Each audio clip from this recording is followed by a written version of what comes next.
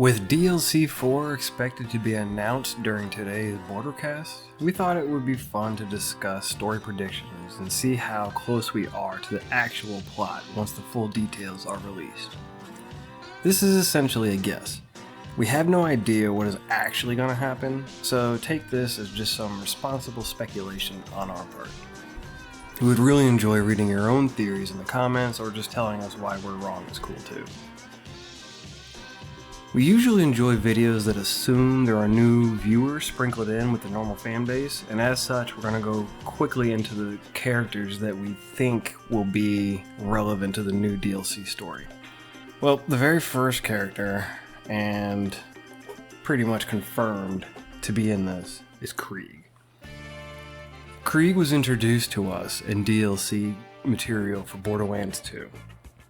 In the game, he's a playable psycho-class character that has a split personality and is always trying to solve problems with a buzz axe, while at the same time trying to wrestle with being a normal human being and dealing with this split personality and trying to have the sane aspect of him win in this battle. This dichotomy of personalities immediately makes Krieg more than just a playable psycho with a cool backstory, though.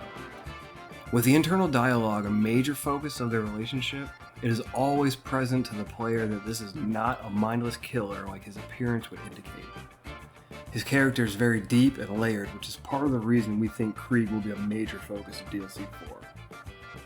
The other reason, of course, is Maya. Maya is a playable character in Borderlands 2 as well as an NPC in Borderlands 3. She's a siren, which means she has some very unique powers, usually focused on elemental attacks and holding enemies against their will in the air. Her powers are showcased frequently in the Borderlands 3 story as you play multiple missions with her at your side. Maya and Krieg met each other on the barren wastelands of Pandora. Here is where Krieg saves Maya's life after killing a bunch of rats that were sneaking up on her. Sometime after the destruction of Sanctuary in Borderlands 2, Krieg hears that Maya is planning to go to the siren homeworld of Athenos. With extreme effort, he is able to convey his wishes for her to stay. Maya is torn and promises to return to Pandora to see him again. And here's where the motivation for Krieg to be in DLC 4 arrives. Maya is killed in Borderlands 3, and we are led to believe that Krieg will find this information out during the DLC. His revenge for her death will be a major plot focus. We envision the story unfolding something like this. Krieg is introduced again to newer players at the beginning, and there will also have to be some exposition of his relationship to Maya for newer players. At some point, we will see Krieg get the news Maya is dead and fully expect him to lose his battle with his internal psycho personality. He's going to go on a rampage, and his one rule of not hurting innocents will be quickly discarded.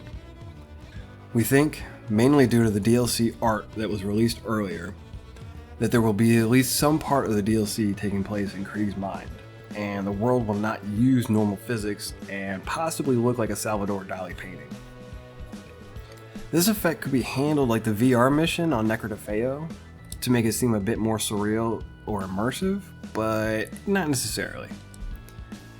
There's a very, very small chance Krieg will end up being a playable character in order to increase immersion, but we feel this game is so complex that Gearbox will mostly be focusing on the story since that's the major appeal to the DLC. We didn't mention this earlier, but Krieg also has another tie with a fan favorite character, Tiny Tina. There's rampant speculation on their relationship already. We won't go into it here, but understand that this could easily be a facet in the story as well. At some point, Krieg eventually will not care about his own life, and the pain of losing Maya, his only anchor into reality, will be too much for him to bear, and being dead could be a way of them being together somehow. We're not really sure on how that could play through, but that's just one type of ending we think could happen here. In the end, we actually think that Krieg will survive, though, if nothing else, just to be another chance to boost sales if the game's production cycle starts to wind down a bit, and sales aren't what they should be. Irresponsible speculation. Now we're going to get into unfounded speculations and ideas that we have. There's no evidence of any of this going to happen at all, but there's a chance. We think Ava will end up getting a medium-sized role in this DLC in an attempt for Gearbox to redeem her character after the fans' backlash and her technically being responsible for Maya's death. Krieg will find out about Ava's involvement in Maya's death, but it's not going to hurt her due to her being so close to Tiny Tina's age when they first met. At least 2 more characters will be introduced to help move the story along in case Krieg's revenge doesn't resonate with new fans. There's a chance Krieg will die in the final act, and some sort of newish siren power will allow him to be with Maya in death. We also don't think that Lilith is dead, and it has been shown that siren powers can be passed from one to another. So maybe there's a chance that Lilith or Ava will give their life to bring Maya back for Krieg. We're not really sure if this is something that has been done previously, or that could even be done somewhat realistically within the mythos, but that's an idea.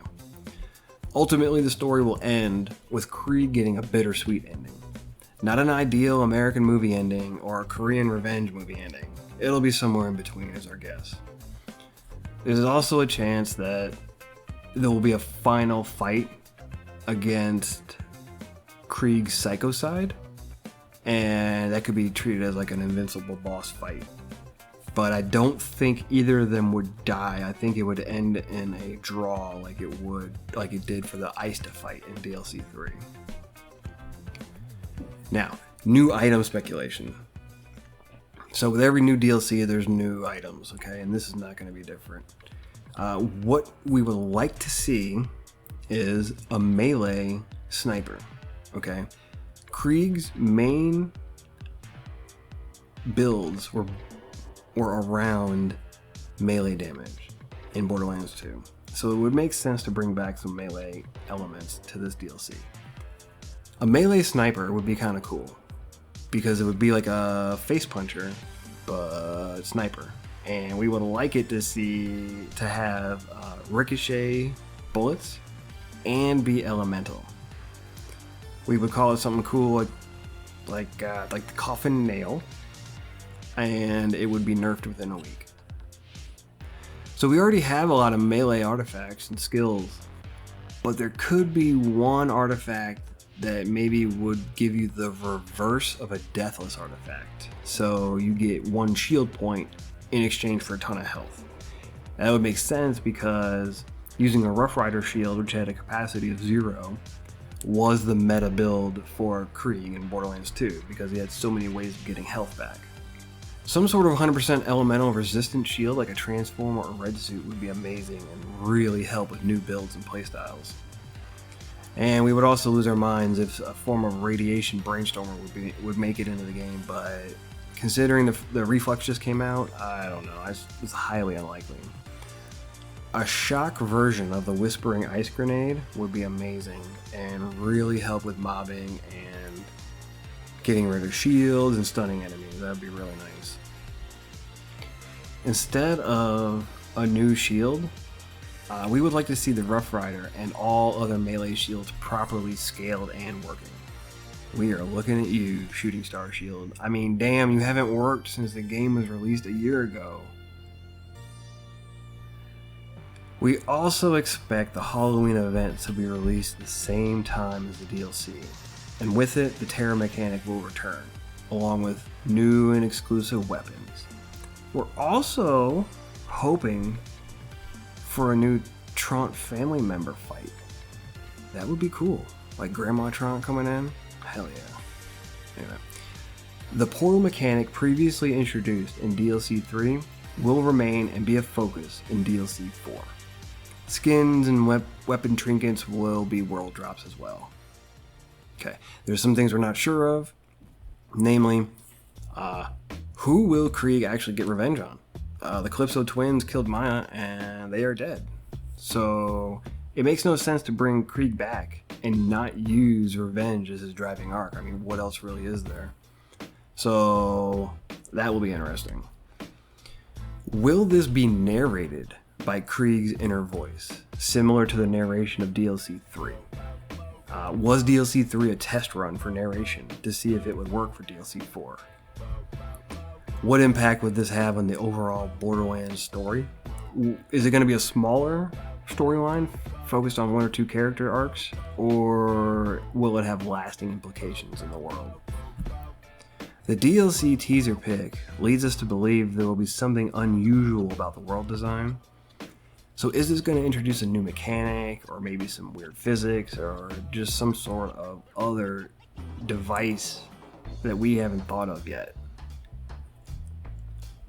There is a chance, a small chance, that Gearbox will also not tell the entire story in this DLC, and will use it as a hook to get players to get into the next season pass and other DLC. We hope that's not the case, but we can't rule it out for sure. And there it is. Our rampant but responsible DLC 4 speculations. We honestly cannot wait for this DLC and been thinking about it since the teaser pic was released with the DLC 3 news. This will hopefully be the best DLC in the franchise as long as fans can keep realistic expectations.